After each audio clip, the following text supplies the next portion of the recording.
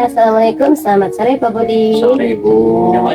Sibuk gak Bapak hari ini? Alhamdulillah ya, di tengah-tengah banyak kesibukan kita bisa menyempatkan lah. Ini Bapak hal yang bisa diselesaikan. Ya, hari ini kebetulan Bapak sekarang akan mempraktikkan peran sebagai coach ya Bapak ya. Dan di sini saya bertugas sebagai observer. Di sini kita akan coba sepakat Bapak ya untuk penilaiannya. Nah, kira-kira hal apa yang ingin Bapak saya nilai ya dari 3 kompetensi dasar coach itu? Ya intinya ketiga-tiganya sih ya, ketiga-tiganya mulai dari mendengarkan penuh, pertanyaan berbobot juga mendengarkan dengan aktif.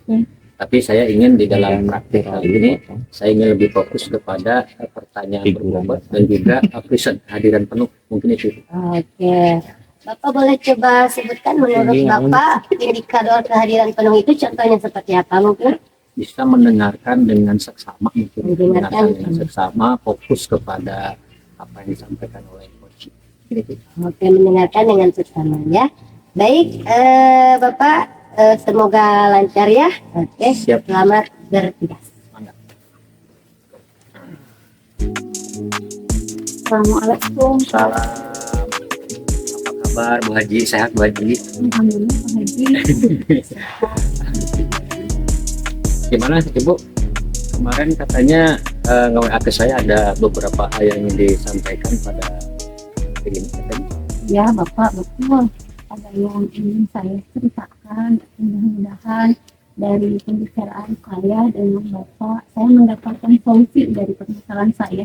Oh, jadi memang hari ini mungkin kita akan membicarakan permasalahan terkait dengan sekarang Ibu ungkapkan. Kira-kira permasalahannya seperti apa itu? Begini Pak, saya itu sering kehilangan fokus Pak ketika mengajar atau melakukan tugas-tugas yang lain kaitannya dengan pekerjaan saya yang lumayan ya Pak. Saya di rumah kan sebagai ibu rumah tangga, tentunya ibu rumah tangga itu pekerjaannya tidak habis-habis dari bangun tidur sampai mau tidur lagi ya Pak. Kemudian ditambah lagi qadarullah saya di rumah mengurus ibu yang sedang sakit ya. Ibu saya kebetulan stroke, jadi memang apa-apanya perlu saya persiapkan terlebih dahulu. Itu sudah 2 tahun ini. Kemudian ditambah kalau di sekolah Pak, kebetulan saya ini menjabat sebagai staf kurikulum, selain juga sebagai pengajar tentunya ya Pak. Kemudian ada lagi tugas tambahan saya, kebetulan saya dipercaya selama 9 tahun ini di koperasi Pak. Saya sebagai pengurus inti di koperasi yang pekerjaannya itu rasanya tidak ada habisnya, sama dengan kurikulumnya Pak. Dari awal tahun ajaran sampai akhir tahun ajaran itu ada saja terus menerus begitu Pak. Jadi kadang saya tidak fokus pekerjaan ini belum selesai, sudah ada pekerjaan yang lain yang berbeda tentunya, tetapi kesemuanya ini memerlukan mengharuskan selesai pada waktunya seperti itu Pak. Itu saya jadi bingung mana yang harus saya selesaikan terlebih dahulu. Ketika saya mengerjakan ini diganggu dengan pekerjaan yang lain, sementara saya tidak bisa fokus ke beberapa pekerjaan seperti itu Pak. Jadi Ibu intinya tidak bisa fokus ke dalam pekerjaan Ibu ya, karena beberapa hal yang tadi Ibu sampaikan mulai dari keluarga dan sebagainya. Nah kira-kira dari hal yang Ibu sampaikan tadi apa yang paling hal yang mendasar ya kan yang bisa mengganggu pekerjaan Ibu dari yang Ibu sampaikan tadi? Begini ya, sebetulnya saya bisa mengerjakan semuanya mungkin ya Pak, tetapi tidak dalam waktu yang bersamaan seperti itu. Jadi yang mengganggu itu ketika saya sedang mengerjakan kerjaan ini, datang lagi pekerjaan yang lain yang berbeda. Itu sangat mengganggu sekali buat saya dan membuat saya hilang fokus seperti itu Pak. Jadi Ibu karena tidak bisa membagi waktu ya, kurang lebih jadi tidak bisa fokus menggawe. Kira-kira kalau lihat dari dari kerjaan Ibu tadi ini mengganggu nggak ke pekerjaan? Sangat mengganggu ya tadi. Sangat mengganggu. Jadi kira-kira kalau Ibu dibuat level lah dengan pekerjaan Ibu, kira-kira Ibu ada di level berapa itu? Maksudnya level untuk ketergangguannya itu Iya, atau kesibukan saya? ketergangguan ibu terhadap pekerjaan itu menurut ibu ada di versi mana atau level mana? Mungkin saya ada di level 9 ya. Sangat terganggu sekali, saya kurang bisa membagi waktu atau saya memang itu tidak bisa fokus, Pak. Jadi ibu tidak bisa fokus membagi waktu. Jadi sehingga beberapa pekerjaan Itu terbengkalai. terbengkalai. Kira-kira dari pekerjaan terbengkalai itu ibu ingin seperti apa nantinya ke depan itu sebagai? Saya ingin semuanya tetap berjalan. Saya yakin saya bisa mengerjakan semua.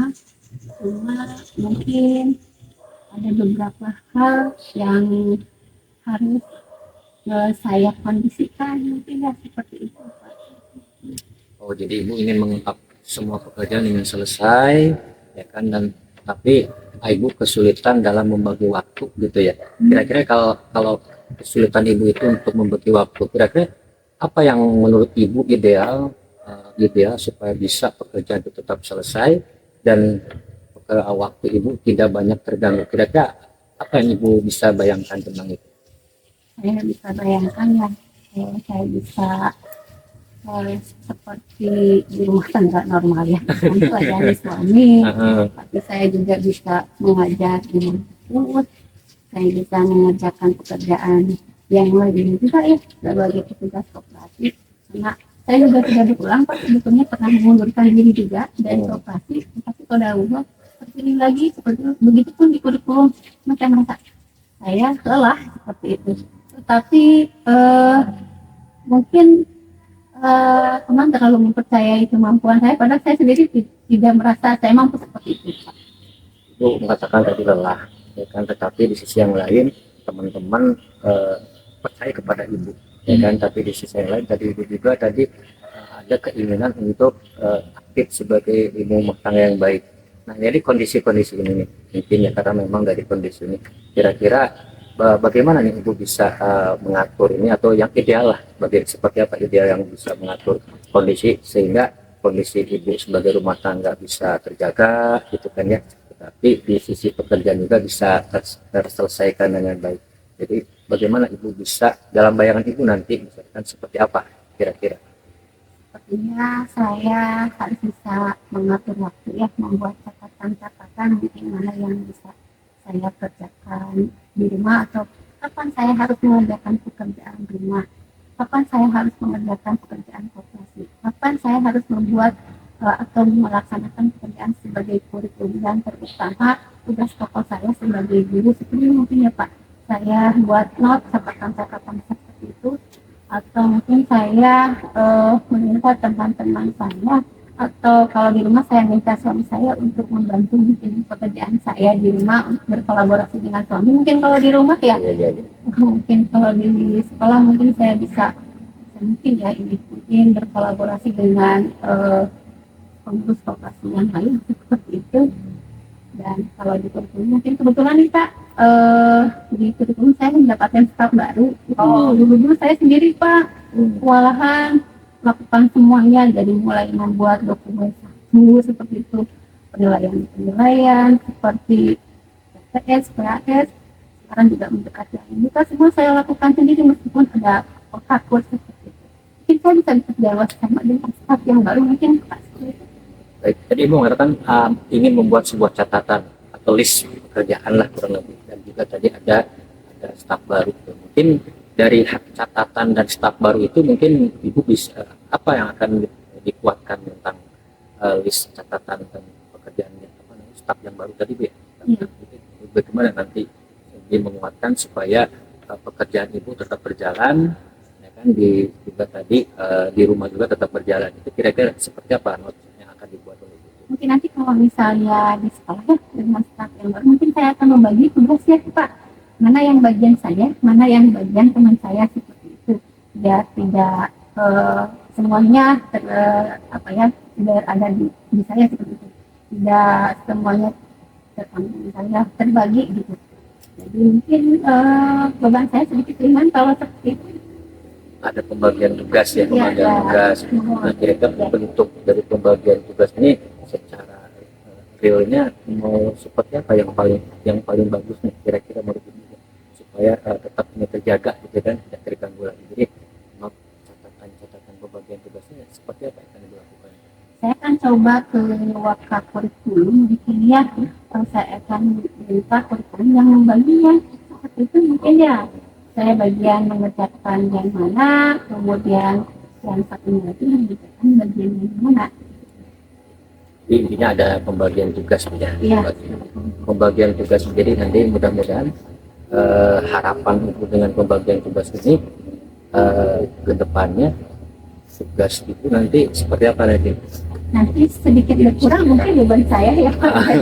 tidak terlalu berat tapi saya bisa mengerjakan yang lainnya juga. Tapi saya juga mungkin tidak akan langsung melepas staff saya mungkin karena baru juga staff tersebut baru di kurikulum.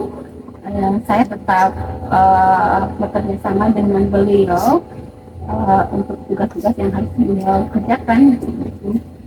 Jadi dalam hal ini gua akan bekerja sama dengan kurikulum ya.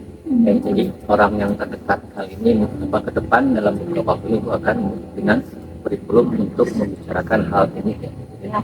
Baik Ibu, terima kasih. Jadi kira-kira hasil pengajaran kita apa yang Ibu dapatkan dari ini? Dari hasil pembicaraan kita kali ini, alhamdulillah ya Pak, saya mendapatkan gambaran apa yang harus saya lakukan ke depan. Dari mulai tadi ya, saya akan membuat catatan-catatan apa yang akan saya lakukan di rumah, apa yang akan saya lakukan di sekolah, pekerjaan kurikulum akan saya lakukan kapan, pekerjaan koperasi akan saya lakukan kapan, dan tadi saya akan bekerja sama dengan siapa di rumah, dan saya akan bekerja sama dengan siapa di sekolah. Itu mungkin sudah terbayang di pikiran saya dari percakapan kita kali ini Pak. Terima kasih. Jadi kalau itu dilakukan, kira-kira Ibu nyaman nggak nanti? Pasti nyaman nggak? Bagaimana? Insya Allah ya Pak, saya bekerja sama dengan siapapun nyaman. Baik, terima kasih Ibu. Semoga apa yang kita bicarakan hari ini bisa dapat membuat semangat Ibu ya, dengan apa yang kita rencanakan mudah-mudahan bisa berjalan, dan nanti kita evaluasi lagi seperti apa hasilnya yang Ibu bicarakan lagi, apakah ada perkembangan atau ada hambatan yang lain. Terima kasih sudah bisa berkomunikasi kita hari ini. Sama Bapak, saya yang berterima kasih. Bapak sudah memberikan pencerahan kepada saya apa yang harus saya lakukan. Terima kasih Bapak. Assalamualaikum apa ya selesai Bu? Ya. Saya juga tadi menyimak dan cukup terbawa suasana sebenarnya ya ketika coachingnya bercerita begitu ya. Nah, sebelum saya menyampaikan evaluasi saya, bagaimana kalau saya meminta Bapak untuk menilai diri Bapak ya. Menurut Bapak proses coaching tadi seperti apa performa Bapak? Baikkah atau lain-lain? Ya, kalau dianggap baik mungkin bisa, dianggap belum juga mungkin bisa, karena memang tetap kita belajar ya, kita belajar untuk bagaimana kita bisa mendengarkan dengan penuh ya. Seperti di awal tadi saya ingin kompetensi yang ingin saya kembangkan ada tidak mendengar penuh ya. Jadi saya mencoba untuk vision hadir di dalam yang disampaikan oleh coach. Mungkin saya tadi berusaha untuk bisa mendengarkan dengan saya juga berusaha untuk membuat beberapa mencari kata kunci yang dikuatkan menjadi coba menjadi pertanyaan yang berbobot mungkin itu. Ya, sekarang Bapak izinkan saya ya untuk menyampaikan hasil observasi saya selama Bapak melakukan proses coaching tadi. Sepertinya ya pendapat kita sama Pak ya, karena di awal tadi kita fokus pada 3 kompetensi coaching ini ya. Yang pertama kehadiran penuh. Saya lihat Bapak sudah mampu mencapai kompetensi tersebut ya dengan indikasi ya. Bapak begitu fokus ya menyimak coach saat bercerita. Nah, dengan kehadiran penuh tersebut akhirnya Bapak mampu menghasilkan pertanyaan berbobot ya Pak. Kalau kita tidak fokus sudah pasti tidak akan bisa menghasilkan pertanyaan yang berbobot. Nah, dari pertanyaan-pertanyaan berbobot itu Bapak mampu ya membimbing coachnya untuk berhasil membuat coach menemukan solusinya sendiri yang begitu rinci tadi ya, karena memang di dipicu atau diberikan pertanyaan pemantik yang berbobot. Jadi saya rasa untuk 3 kompetensi coaching Bapak yang sudah jadi target hari ini itu sudah cukup ya. Nah, kira-kira menurut Bapak apakah kemampuan coaching Bapak ini perlu ditingkatkan atau tidak? Sangat perlu ditingkatkan itu, terutama terkait dengan bagaimana kita membuat pertanyaan yang membuat kita nanti bisa membuat kesimpulan sehingga kita bisa mendapatkan solusi dari masalah itu. Mungkin itu yang perlu saya kembangkan adalah kita ya latihan bagaimana membuat pertanyaan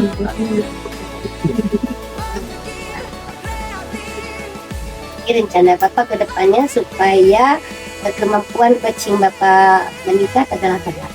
Ya, luar biasa ya. Kemudian, apa yang Bapak dapat dari proses yang telah kita lewati bersama pada hari ini?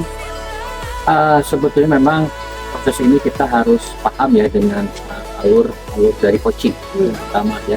Walaupun itu tidak menjadi sebuah aturan yang harus dilaksanakan, tetapi alur ini memang harus dilalui ya. Kita rasa memang kita latih lagi nanti terkait dengan kita bisa menjadi yang ada di coaching ini. Luar biasa sekali Bapak jawabannya. Di sini pun saya akhirnya jadi terinspirasi ya untuk mengikuti apa yang sudah Bapak katakan tadi ya, berlatih dan juga selalu mengembangkan. Ya, semoga kita mendapatkan manfaat yang banyak ya dari proses-proses yang kita lewati. Terima kasih atas waktunya yang berbagi. Assalamualaikum warahmatullahi wabarakatuh. Waalaikumsalam.